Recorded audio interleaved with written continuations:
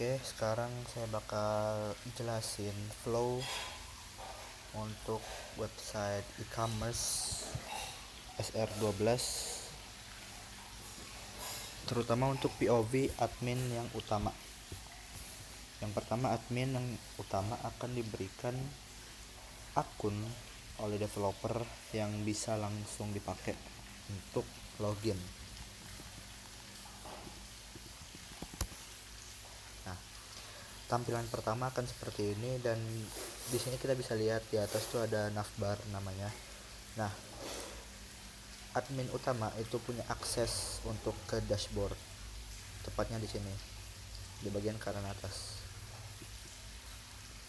Kalau kita tekan, maka kita akan dialihkan masuk ke dashboard atau ke bagian belakang. Fitur yang pertama yaitu kita bisa menambahkan user, mengedit atau menghapus user. Contoh, di sini ada tombol tambah user, kita bisa pakai.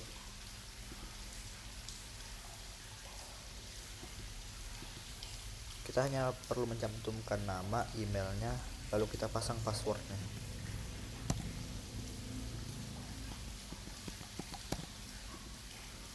Misal kita buat dia sebagai agen, dan untuk passwordnya sendiri dia minimal 6 karakter, dan itu bebas nomor dicampur huruf atau apapun itu.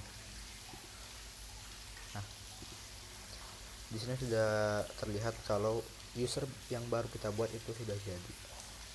Dan kalau kita pengen nambahin data pribadi dia kayak nama lengkap, terus tempat lahir, alamat lengkapnya, atau mungkin dia mau upgrade dari agen ke distributor atau dari subagen ke agen, itu sangat bisa. Atau bahkan dia mau turun dari agen ke reseller misalnya, itu bisa.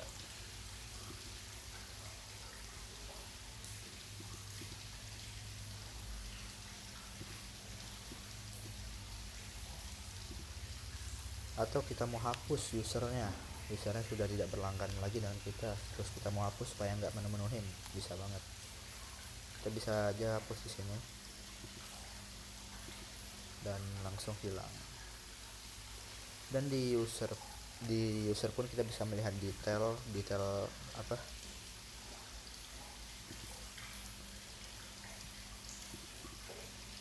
detail dari si usernya sendiri, apakah si user sudah melakukan pembelian atau belum, terus data pribadi dari si user dan sebagainya, begitu.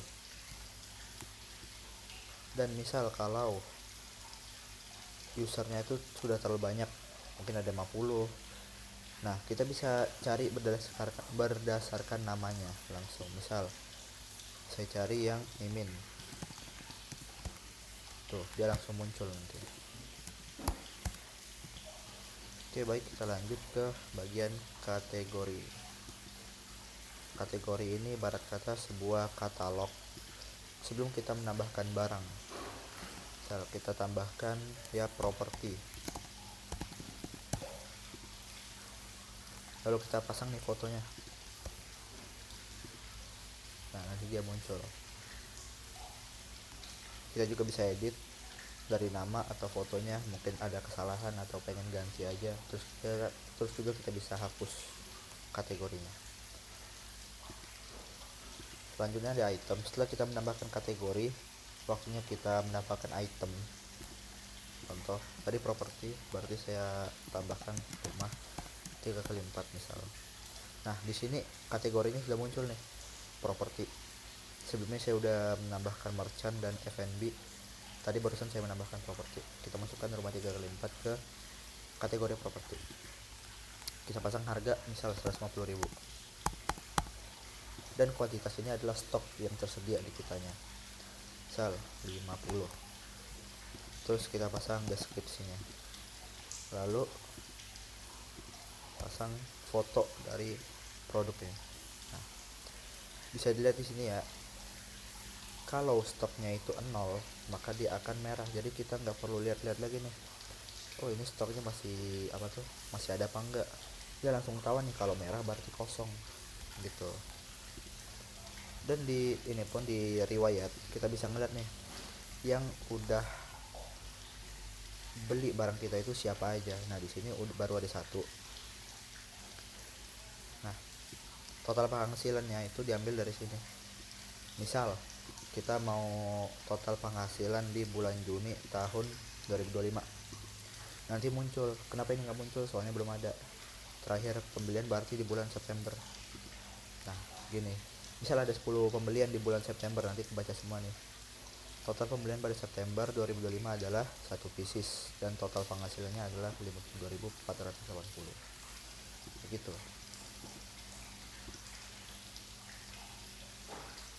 Dan sini pun kita bisa edit dari apa tuh? Edit harganya, edit kategori, edit nama atau edit gambar atau edit stoknya juga bisa. Atau bahkan kita juga hapus juga bisa. Gitu. Lanjut kita ke payment. Kalau payment ini singkat saja betul, dia tuh metode pembayaran yang kita provide untuk si user. Misal di sini saya udah punya bank BCA atas namanya siapa dan kita cantumkan nomor rekeningnya berapa.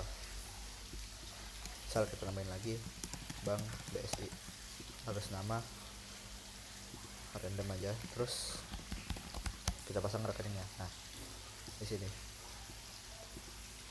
bisa diedit dan juga bisa dihapus.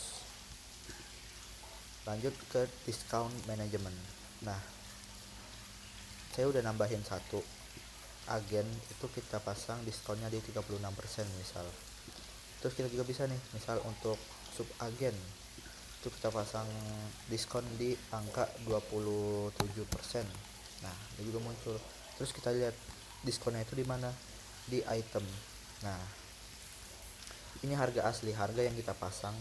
Lalu ini harga agen, harga yang sudah dibagi dikali dengan persenannya, jadi 150 dikali 36% yaitu 96.000.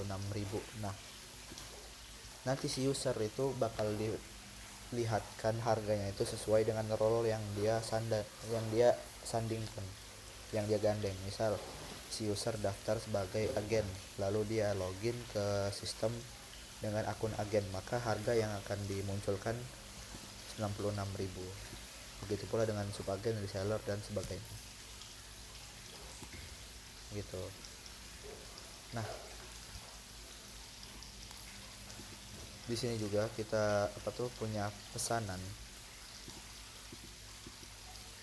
Nah, di sini adalah pesanan yang masuk, yang misal si user itu sudah melakukan pembayaran, nanti pesanannya bahkan masuk ke sini. Kita bisa lihat detailnya, nama penerimanya siapa, nama alamatnya di mana, lalu nomor telepon yang bisa dihubunginnya itu berapa. Terus daftar barang yang dipesannya juga apa itu kita bisa kita lihat juga. Dan rincian harga yang dibayarkan pun kita bisa lihat. Subtotal belanja itu 300.000, di sini 100 dikali 3 300. Lalu ditambah dengan biaya di luar Pulau Jawa yang dimana 1.000 per satu item. Lalu ini harga yang 3.000 ditambah 300.000 ditambah 3.000 barulah dikalikan dengan 36%, berarti dikurang 109.000, dan ini harga yang dibayarkan oleh si user. Di sini kita bisa lihat juga bukti transfer. Ini contoh saja fotonya. Anggap ini adalah sebuah bukti TF, screenshot dari bukti TF si user. Dan kita juga bisa melakukan update status transaksi, yang dimana nanti si user itu juga bisa ngelihat. Misal di sini, ini kan pending nih, kita bisa update nih karena kita udah terima, lalu kita proses supaya si user juga nggak terus isu ke kita, jadi sama-sama tahu nih diproses. Nah sini kita bisa lihat, oh barang ini tuh masih diproses, belum selesai, dan si user pun tahu kalau barangnya itu lagi diproses gitu. Dan kita pun bisa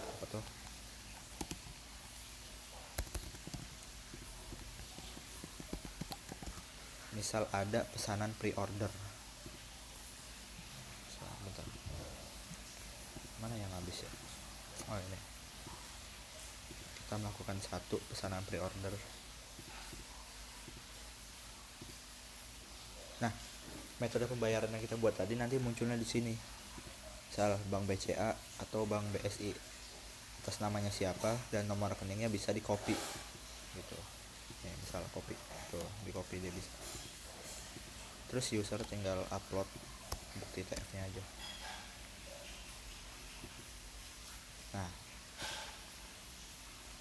sudah masuk, kita balik lagi ke POV admin utama.